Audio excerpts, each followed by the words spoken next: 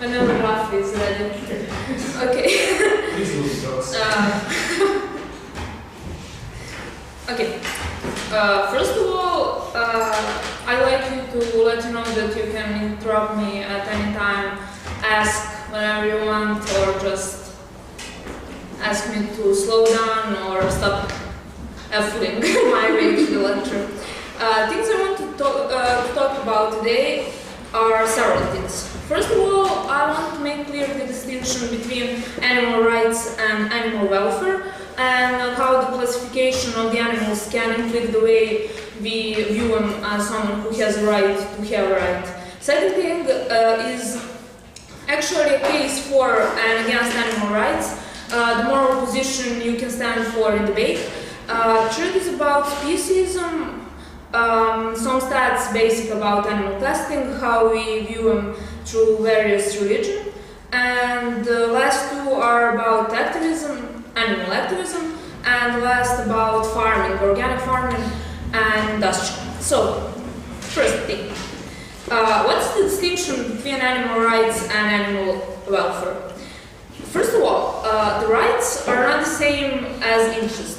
The rights means that they actually impose burden on others. That means that if somebody or something has rights, they should never be deprived of those rights, no matter what are the harm for example, human race, if we do not use them in any way. So people who stand for animal rights believe that they are entitled to the possession of their own lives. That means that their basic interests, such as life or safety, must be transmitted into rights, and therefore they should no longer be property or be used for food, clothing, entertainment, and all the other human needs. What is the distinction between animal rights and animal welfare? People who stand for animal welfare believe that it is acceptable for humans to use animals, but as long as they do it in a humane way and cause minimal suffering.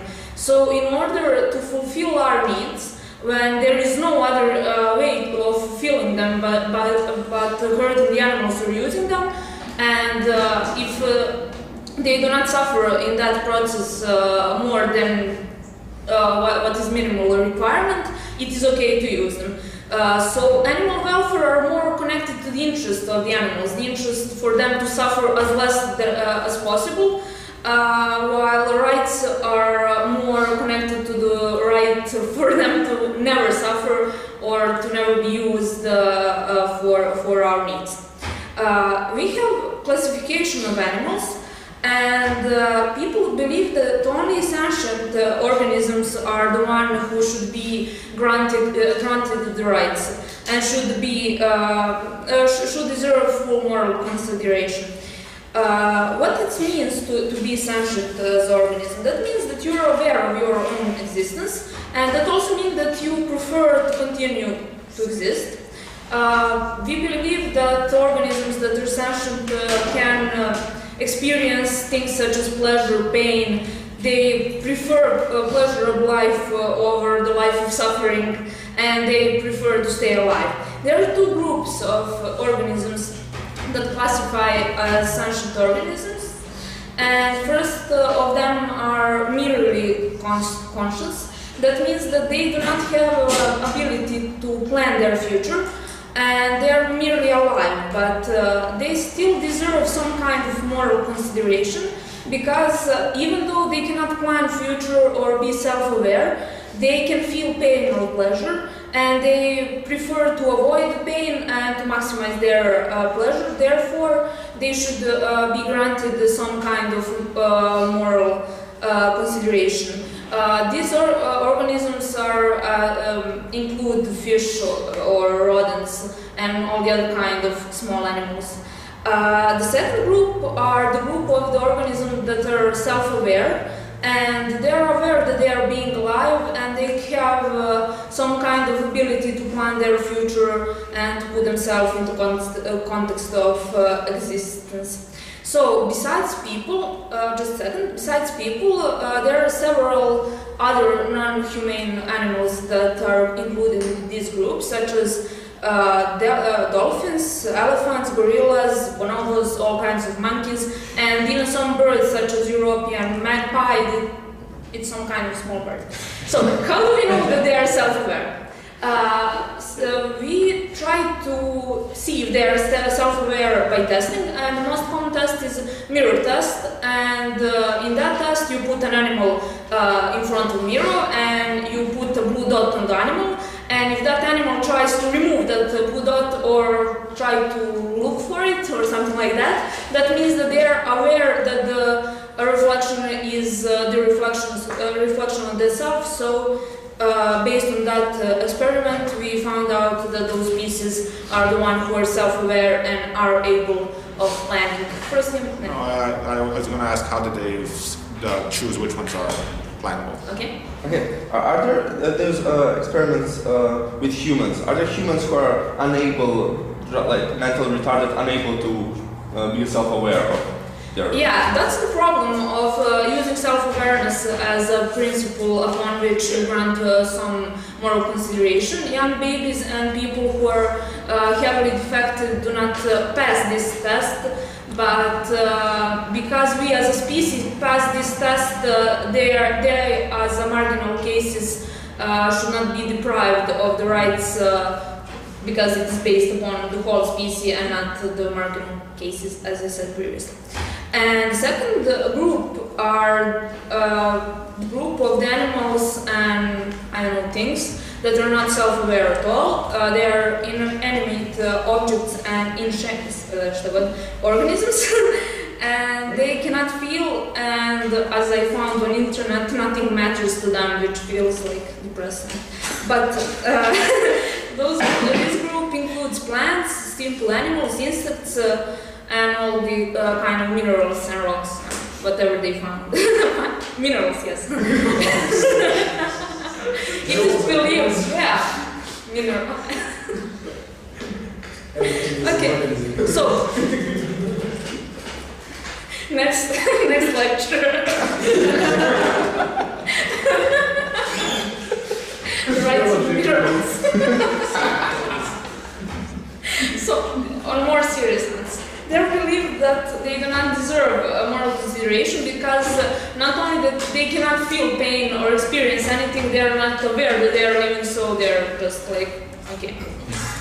And as Milja mentioned before, there is a problem with self-awareness as a criteria, and I've already explained that it is based upon whole species and not marginal cases, so even if you have a young baby that does not understand that she or he is a living being, you should not deprive it of their basic rights.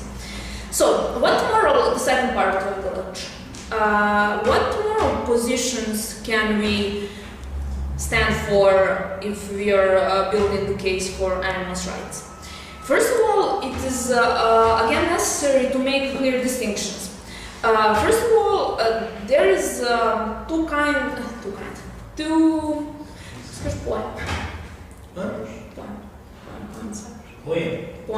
Notion. There are two concepts. Thank you. Such as moral agents and moral patients. What does it mean? In order to be moral agents, you should be someone who has rights, but also can be held responsible of some obligation or duty. And in order to be moral patient, you should only have rights, or that means that you're not capable of holding any kind of obligation. We have consensus that animals are not capable of having some kind of duties. They do not understand the concept of obligation. Therefore, they are they more fit in the second concept, and that of moral patient. But what is problematic is whether they are entitled to have rights even though they cannot have any kind of obligation. So there are several views of this concept. First of all is utilitarianism. and that is preference utilitarianism, and they say that rights of the animals should be based upon interest of the animals, and not anything else such as consciousness or self-awareness or capability to hold duties and all the other things. And how their logic goes. They believe that animals such as humans, similar to humans, for example, can feel pain. That means that they have active interest in not feeling pain. That means if you have, for example, a dog, and you hurt that dog, he has an interest not to feel pain, such as a person has an interest not to feel pain if you hurt them. So that means that no matter of how intelligent they are, or self-aware, or capable of future planning and all the other things, we should not hurt their rights, because they have the same interest as human beings, and therefore the rights should be based upon that interest and not upon any other criteria. So they believe that equality comes from and derives from interest of the beings and not of the consciousness. And what is something that we can say as response to that, and what critics of this idea stand for, is that their interest in not suffering, or their suffer as such, is different than the suffer we experience as a human. How so? Even though they feel the same pain, they are lacking they can suffer, but they cannot anticipate the suffering, and they cannot remember as vividly as human beings. Therefore, their interest of not being hurt is somewhat different than the interest of the people not being hurt. Therefore, it's not the base for the equality as such. The second moral position for this is that they should have rights because they are subject to life. What does being subject to life means? That means that you as an animal or as a person have inherent value, and that is because you have some characteristics.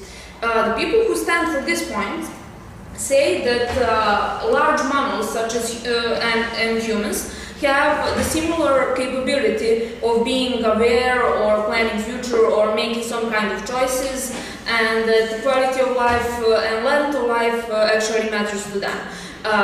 Because of all these characteristics, humans are considered to be subjects of life. Because some animals share these characteristics, they are also considered to be subject to life. That means that because they are inherently valuable as such, they should not be hurt and they should be given rights. But the problem with this is that it only applies to some animals, such as large mammals or, I don't know, dolphins, elephants, etc. It does not apply to all of the animals.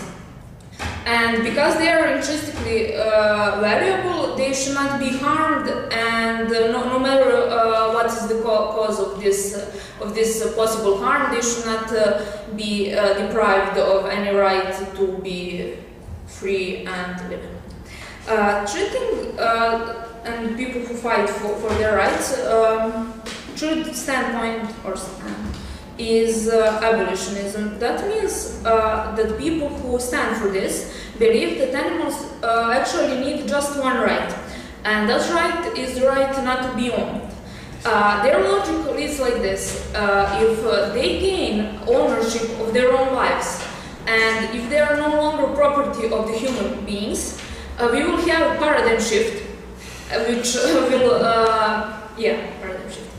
9 out of 10, and that will follow, the paradigm shift will be followed by all the others, by recognizing that they should have all the other rights. So they believe that as long as we own animals, we will always weigh animals versus human interest, and since we are human, our interest will always prevail. What do I mean? If I have a little baby pet panda, or something that's legal actually to have, such as dog, I will always weigh their interest of being free as a dog, and my interest of having a pet. since my interest is more valuable to me, I will always, or in majority of the cases, decide that my interest is more valuable, therefore that dog shall never be free. So, if we abolish this ownership, we can rather focus on their rights that will derive from their ownership over their life. And they also believe that focus on animal welfare is not good for animal rights.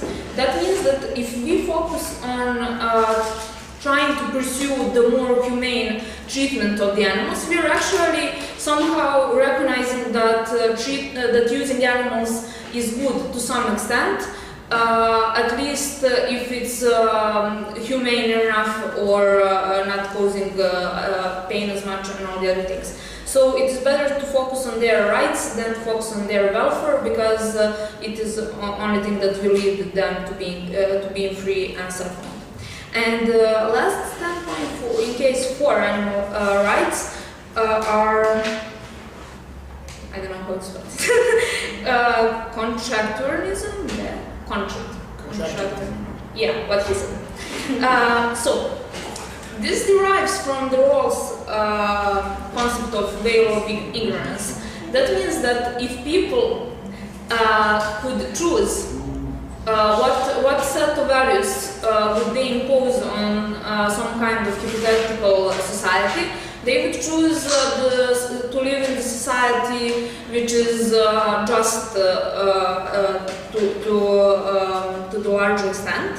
And people who stand for this believe that we should include species membership into decision. Therefore, if we do that, we will have people who would feel just, who would feel that giving rights to animals would be a just and cool decision.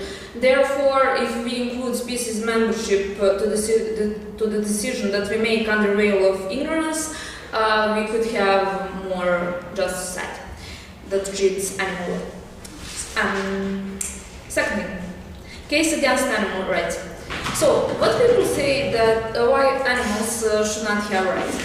First argument is that they should not have rights, and they do not have rights, because they lack the capacity for moral judgments. What does it mean? In order to have rights, you should have capability to make some kind of moral judgments. And if some animal cannot distinguish between their own interests and what is right to do, they do not have the capacity for making moral judgments, therefore they should not bear rights. And that is there is an example of a lion who would never deprive himself of a tasty meal, which is like human or whatever other animal, even though because he does not make distinction between his interest to eat and the righteousness of killing some innocent animal or human being. So because of that, they believe that if you cannot make that judgment, you should not have rights. Second is the lack of capacity of having duties.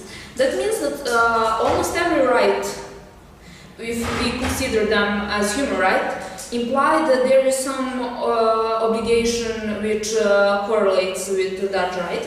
That means that if you cannot bear some kind of duty or obligation, you cannot have the right, or to be precise, you do not deserve rights. So animals cannot have obligation of any kind, therefore they do not deserve to have the rights.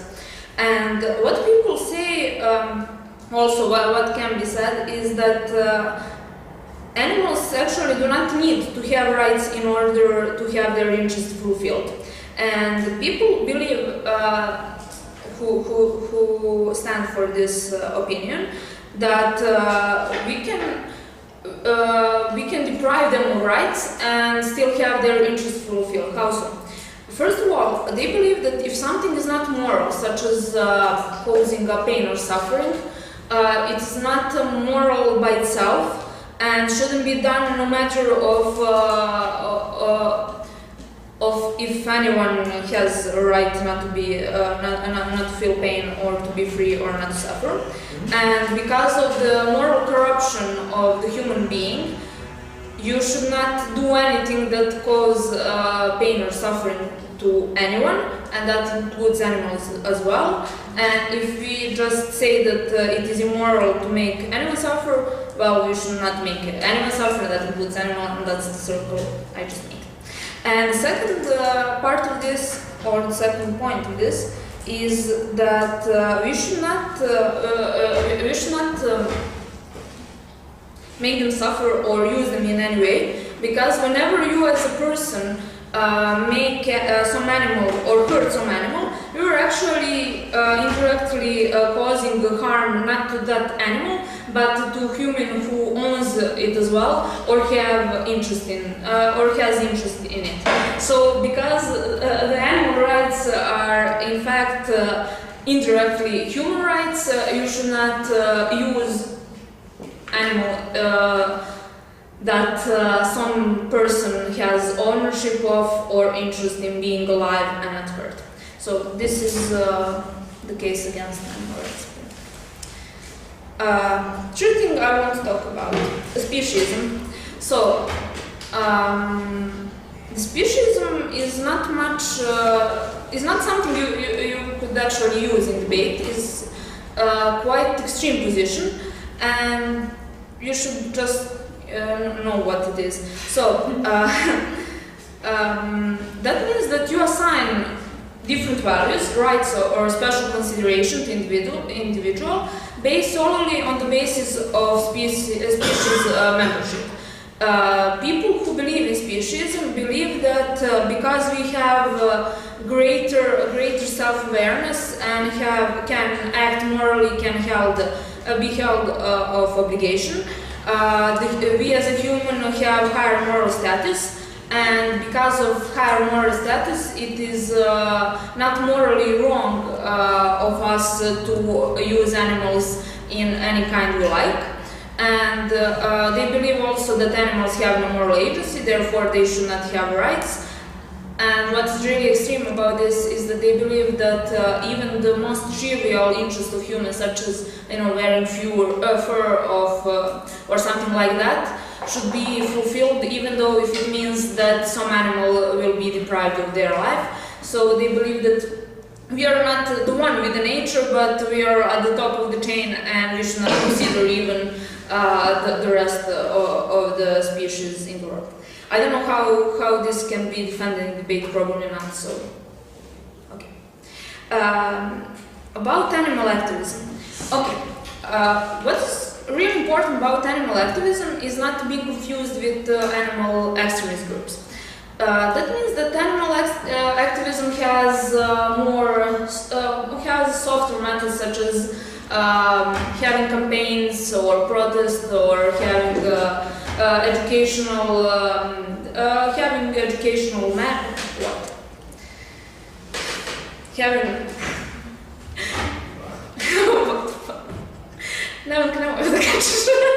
educating people, or making campaign, or investigating what's happening on the farms, etc.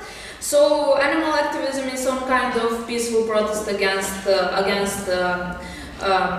suffering of the animals, while the extremism has more violent methods, such as freeing animals from the laboratories, attacking the plants or slaughterhouses that are slaughtering animals, destroying properties, threatening people who cause the pain, etc. And there are various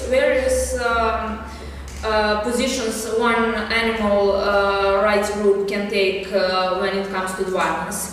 So there are three actually standpoints for this. The first standpoint is the one that rejects any kind of violence. That means that animal rights group does not support the violence as such. And the example for that groups are Animal Aid and the British Union for Abolishment of Vivisection, or BUAV. And they rather use education or campaigning or investigation in order to pursue their causes. Second group of these animal activist groups are the ones that supports violence, but they do not practice it, such as PETA. And the third is that the one that support the violence and also use the violent methods, such as Animal Liberation Front and Huntington Life Sciences. And it is good to know that there is distinction between these groups and they are not the same. And the actions of the most extreme one can actually cause the way we perceive the whole movement. And what are the changes that actually animal activists were able to pursue during last several decades? We have several achievements they managed to pull out. The first is in 1992, Switzerland changed their constitution, so animals were no longer things as they previously were, and they are promoted to the beings, whatever, Switzerland. Second is that in 1999, New Zealand granted basic rights to 5 great apes. That means that they have basic rights and they are never used in any kind of experiments. That also did Austria in 2005. In 2008, Spain had this proposal to give some rights to non-human primates. It is accepted, but they do not have a law yet that managed to do that. And right now, from 2009, we had the ban on using animals in entertainment, especially circus, and the states that imposed that were Bolivia, all the states in Scandinavia, and Singapore. And in also Germany guaranteed rights to animals in 2002, and they were the first of the European Union members to do that. About animal testings, just some basic stats. First of all, there is 2.73 million experiments per year, and most of them, like 80%, are used for drug development, and the rest, 20%, is mostly used for safety testing. So there is no big number of cosmetic testing on animals, at least not as a percentage of the whole experiments. And most of the animals that are used in experiments are rodents, about 85%, and primates only consist like 0.1% of all animals that are tested. And what is believed that it is the trend for the future is that we will have much more actually animal testing. And why is that? Because right now the science is approaching the area of finding new drugs for neurological diseases, and these kind of diseases must be tested on living objects and creatures such as animals. So it is believed that the number of the animal testing will actually increase in the future period. Okay, a little bit about PETA, what they do. So, about animal testing, on drugs especially, on the video I sent in the email, there is this thing that the most of the drugs still need to be tested on humans afterward, because you don't know, firstly you artificially create diseases, so it's not the same when diseases just appear naturally. Secondly, animals are different than humans because they differently react to them, they have different anatomy, etc. So there is even that standpoint that it is completely redundant to test on animals because you have lots of other alternatives, and it's something that's only stemming from the past. It's just the paradigm that is not, the scientific paradigm is really, really slowly changing. So I think it can be argued that it's not necessary to test even for medical procedures on animals. Okay, will be. About PETA. So, what are their main activities? They do mostly campaigns about animal activism.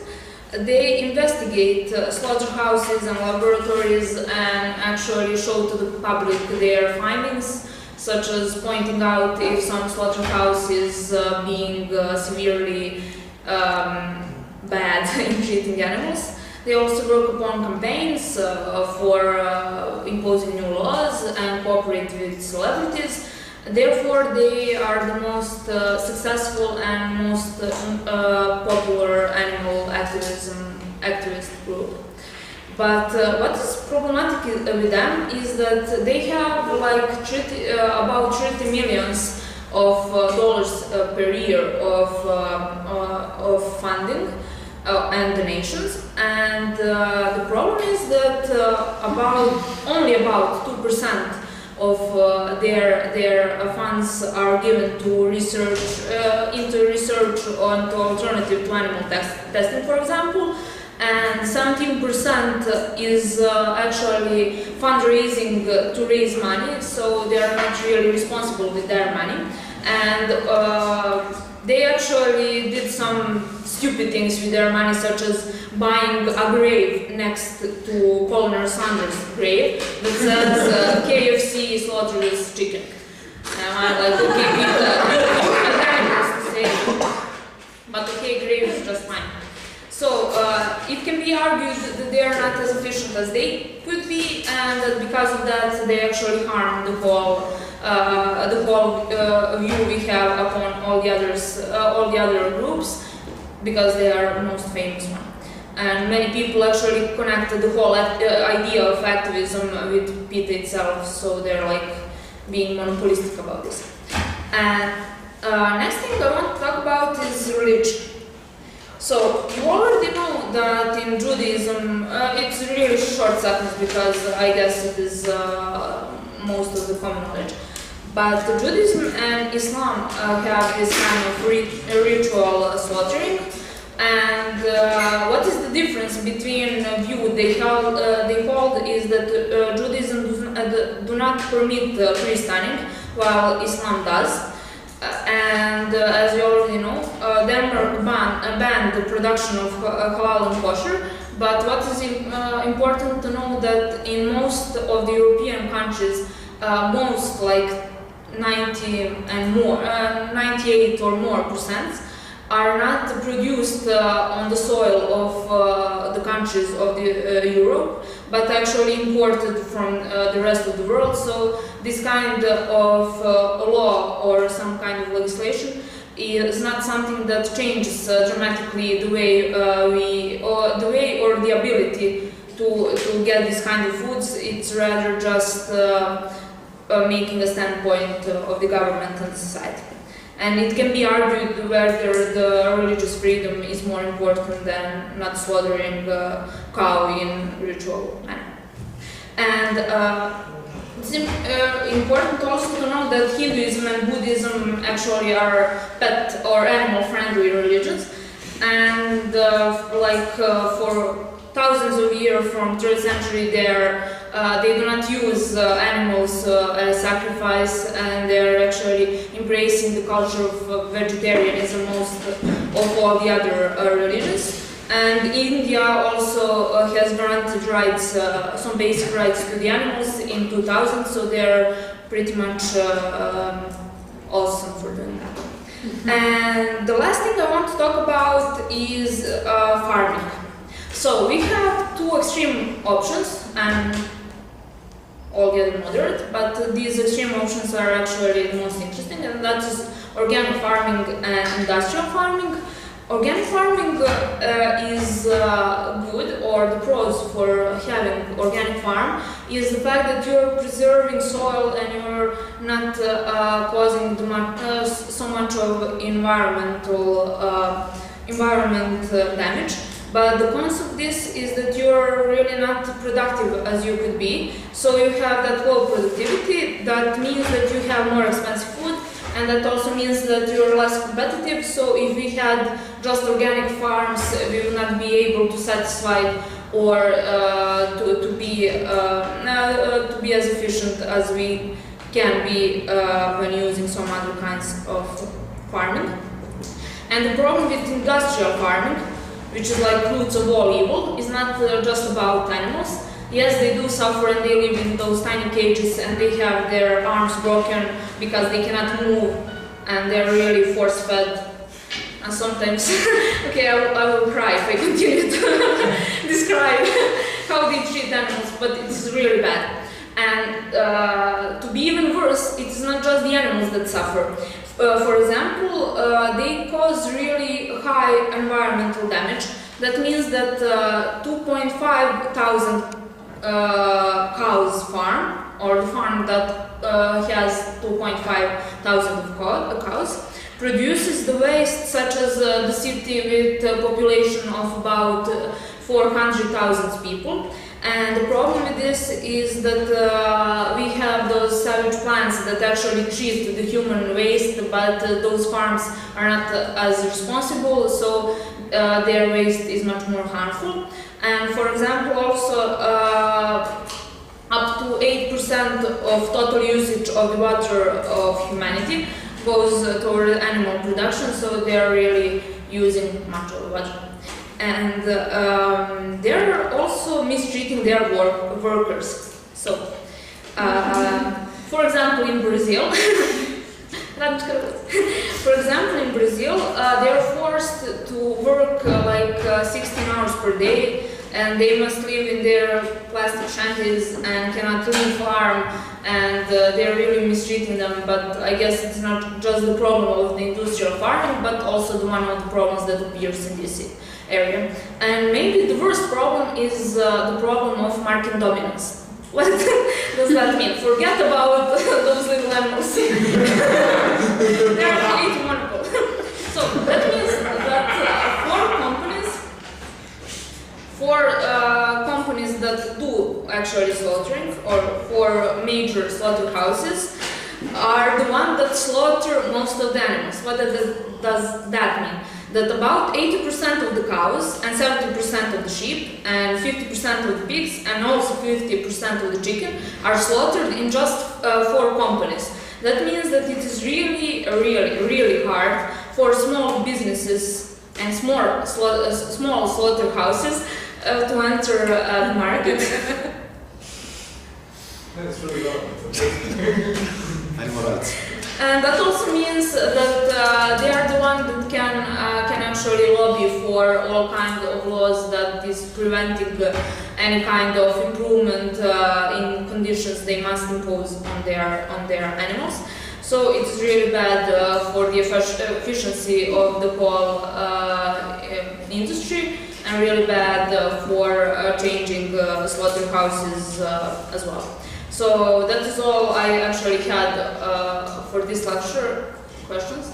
Yeah, on the part when you talked about how we can create a case for killing animals, when after you stated that they shouldn't have rights, you talked about the fact that it's morally wrong to kill animals anyway. How can you defend that without speciesism?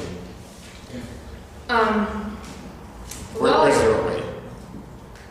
I guess you must use speciesism if you're going for defending the killing of the animals. But I guess that in the most of the debates you do not really have to defend the killing of animals. If you don't want to. But if you did want to, you should use speciesism. Even though I really do not see much of the logic behind the whole idea of the speciesism, so I don't know how can it be defended in a persuasive way. Persuasive. In debate, yes. Okay, some other questions? Okay, thanks for listening.